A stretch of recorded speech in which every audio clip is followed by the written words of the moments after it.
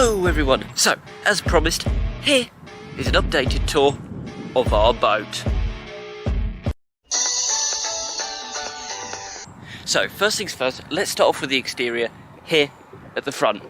And well, of course, the biggest change to this boat is its paint scheme, or rather specifically the paint scheme for the decks. You see, previously they were a sort of creamy type colour, which was alright, but this light grey, exquisite, looks absolutely brilliant. Even the foredeck, which when I was actually trying to paint the first time round, was too hot, so well, the paint was dry before it was even getting on there, but even that has actually dried up very nicely indeed. Now everywhere has had 2 coats of paint minimum, and yeah, it looks great. So too does the woodwork as well, which has all been sanded and all been completely re-varnished this summer. Or should I say re-oiled, because actually we use this stuff called Tonkinois, which is a wood oil rather than a wood varnish, and oh my god, does it come up beautifully. It goes on very well indeed, and yeah, it looks absolutely incredible, as you can see. But yeah, but anyway, stepping slightly further back, not too far, because obviously I don't want to go off the edge. That, incidentally, is where you put the mud weight, by the way. It's not actually out here because, well, I took it inside when I was painting and just haven't brought it out again. But yeah, so this is looking down the length of the vessel.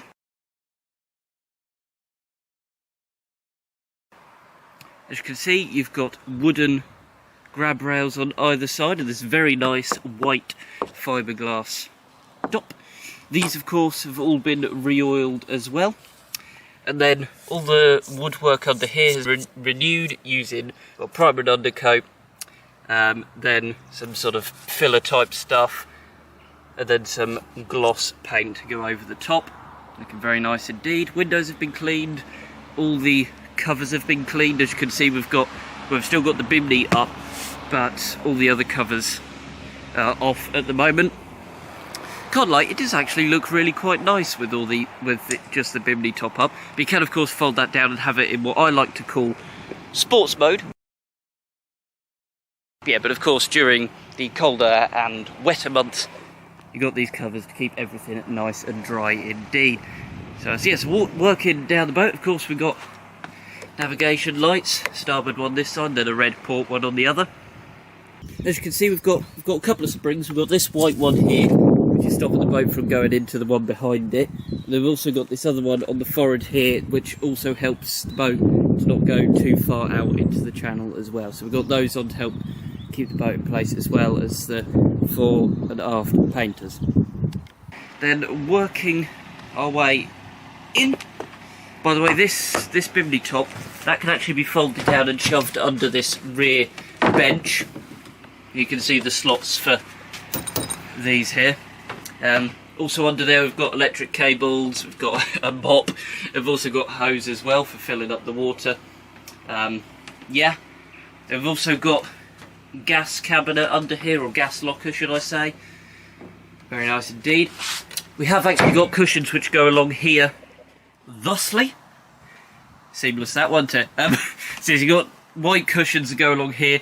The colour of them isn't great if you're trying to get in and out, because, well, especially at our previous mooring, which was stern on, you had to sort of like try and clamber over this, and then you'd also get your feet all over this cushion. So we tend to stash them out of the way until we are actually underway, and then we pop the cushions out and sit on them. It's actually a really nice place indeed to sit back here. But anyway, no rest for the wicked. Let's carry on our tour. So this is what we sort of call the desk type area. Any sort of maps, tide times, actually we've got tide times just in there. Yeah, all that sort of stuff, the log of where we're going, we write or look at that on there. They've also got sort of picnic table type dealio under there as well, which we've had out once since we bought this boat over 3 years ago now. In fact, we had it out like the night that we got it, I believe, and ate some chips on it, and yeah, haven't had it out since. But that's a nice little table under there nevertheless. And then underneath that, we've got spare bits of rope and the mudway I was talking about. Up here, fire extinguisher, of course. This has been bought by us since we got the boat. And then here we have a sort of pull-out ladder, which you can flop either out the back or over the side if someone has the misfortune of falling in the water. As well as that, you've also got not one but two life rings here. All on top of here has been completely repainted. All looks very nice and white indeed now. All these strips along the bottom of the windows have been redone as well. You can sort of see just there where it was cracking and flaking away. It was like that, but like 100 times worse, and absolutely everywhere along there. So yeah, so that's all now been rejuvenated and looks very nice indeed. Over here then, we have the business end, throttle, wheel, and all your controls, of course. So there's not a huge amount here. Fairly basic, but then there's less to go wrong, isn't there? Got things such as your temperature gauge, something which you don't want going over 212 degrees Fahrenheit, which we experienced once, and that's most definitely a change of underwear moment. You've also got your rev counter, electrical things, and oil. Just to the side of the instrument panel then, you have the bilge pump. We always tend to leave that on auto, but you can of course pop it on manually as well, thusly. Speaking of which, of course, I'm sure you want to see what the bilge pump, or rather the area in which the bilge pumper is responsible. Of course, I'm talking about the engine bay. Let's have a look under there. Yeah, so this bad boy is a Perkins 4.108 marine diesel engine, which could, back in its day, put out up to 50 horsepower. 50 horsepower is quite a lot for a boat. I mean, your typical sort of outboard on a, I know this is an inboard, but your typical sort of outboard on a boat like this would be something like 15 horsepower. So that is a considerable amount of horsepower. Realistically, you're looking at more like 35 horsepower, but yeah, had an absolute maximum of 50. And now I've got to try and get this back in. A few moments later. Of course, some of the more eagle-eyed of you will have noticed that it's not the only bit of the floor that can come up. Oh no, you can also pull up this bit here.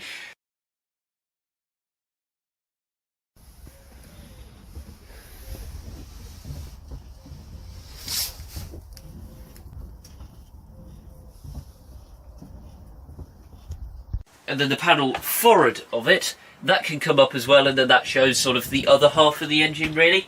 And then the only other thing that comes up is this little hatch here, which reveals a very rather handy storage cubby, which, as you can see, we've got various things in, such as a used paint tray, there's paint, there's varnish, there's all sorts of different things that some of which came with the boat, others of which we have put on here ourselves, and will most likely be leaving on her when she departs from us. These two fellas here, these two are boat hooks. Wooden one is the older one, and the metal one's a more newer, more recognisable one. I don't know if you can actually see the other end of it in there. And then a bit further back we have the electric hookup point. Cool, so listen, that's basically everything up here. So why don't we head down below. Let's just hatch across, pull this over thusly. Pop it on the hook, he says. No, maybe not, that'll stay. Now just go on, it's just because I'm trying to do it one-handed. Anyway, listen, coming down here then. First things first, we have a hang locker, which is where we have the dipstick for measuring the fuel. Maximum capacity of 20 gallons, by the way. Each of these marks is a gallon. And then this is what you get the fuel filler cap off with, and you also get the water filler cap off with that as well. Also in here we have a couple of life jackets which actually came with the boat, which we will be passing on. And we have the red duster, which secures into this fella here. And then there is this bit of rope with a carabiner on the end, just in case it happens to fall out and try and go for a swim. You're not going to lose it if you have that clipped onto there. There is further storage round from that. Over here, you've also got all your fuses for your electrical gubbins there, and then underneath we have another rather large storage cubby in there. Now, as I was panning round to them, you might have also noticed that we do indeed have a hanging TV bracket, as well as this is the control panel for the heating, and then that's the actual outlet for it. 3-pin plug socket next to it, thusly. Carbon monoxide detector up there, which of course is very important indeed when you've got a gas burner such as this one. And this gas burner is actually only a year or two old, because we had a new one fitted, because our old one was a bit faulty. So yeah, this is an all new gas burner, so whoever is getting this boat next is gonna be very lucky indeed. Also in this galley type area you have a sink, lift up sink, little electric pump, fairly straightforward bog standard sort of setup there, bit of work surface type space, drawer for cutlery as well as screwdrivers. Rather lethal looking knife. Jeez, did not know that was in there. Yeah, so that's a sort of cutlery type drawer. Under here you have a little cupboard. Oh, and an ash pan, but I'm pretty sure I took the brush home. Yeah, emergency water stop, I believe is that fella there, incidentally. Underneath the gas burner we have a couple frying pans. And then in here we have some sort of cutlery, crockery type dealios, as well as baby wipes and and window cleaner. They're also in there, just so that we can keep the boat looking clean and pristine.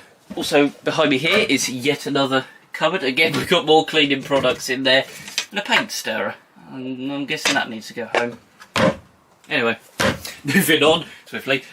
Here you have a sort of, well, I don't really know what. You've got further sort of space to put stuff on there, as well as another couple 3-pin plug sockets. And then either side of that we have sleeping arrangements. So looking forward, first of all, we have a V-berth.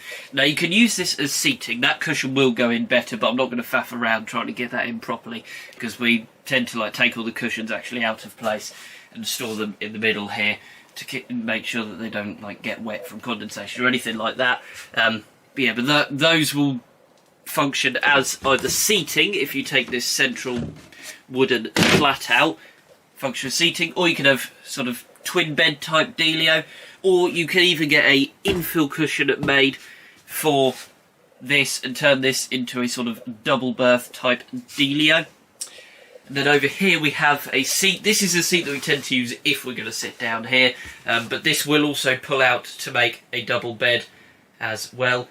I'm not going to try doing that because it is a right faff to do. Takes at least 2 or maybe 3 people. Oh, by the way, actually, all of this lovely leather is all new. My mum actually had both of these seat cushions completely redone. So, again, that is something else we've had done. Very nice indeed. Under here we have a couple drawers. That one's got a literal feather duster in. That's actually made from feathers. The heads. Probably the least glamorous bit of the boat. Got a little light up there and a hook. And then the bog. No sink in here, but of course you just use one in the galley space here. There's no point in having 2. Can't lie, that's a rather claustrophobic space, but, you know, you're only in there for a short time doing whatever you're doing your business, so realistically it doesn't matter that much. Oh, something else to show you. Well, 2 things actually up here. First things first, let's actually pull this cushion out of the way, because I would like to show you under here. Well, we have storage. This one's got some rather large fenders in, can't lie. Then there's another one like that under that cushion, and then there's also a third storage bit up ahead, which I believe has a second mudway in. So you've got lots of storage on this boat indeed. And they've also got some more funky things, such as these little LED lights. The electrics aren't on, so can't actually show you them, but LED lights. I'll put in a picture. More 3-pin plug sockets there, and even some USBs. Further 3-pin plug sockets. There's a lot of 3-pin plug sockets on here, because actually one of the previous owners of this fine vessel actually lived on here.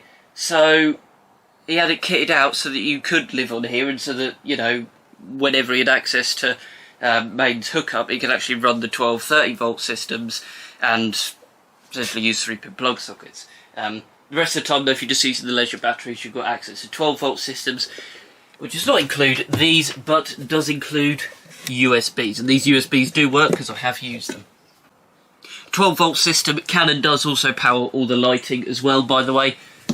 You've got sort of 3 main lights in here as well as those LEDs. And then I also pointed out the light in there. And yeah, that is pretty much it for this boat. Very fine vessel indeed. made in 1969, in case you're wondering. Made actually in South Walsham at our Bondon Boat Builders, which ironically is actually the place where this boat was kept when we bought it. We moved moorings because we didn't want a stern to mooring anymore, because that was a right old faff. But yeah, that's our boat then. An updated tour of. Hopefully you've enjoyed this. Hopefully this was very informative for you, and hopefully you appreciate all the wonderful things that we've been doing on this boat. I've been working really hard over the summer to try and get this thing tip-top, and honestly I do think that she's looking really good now. So yeah, I'm Bondon Elysian. Thank you all very much for watching. Bye for now.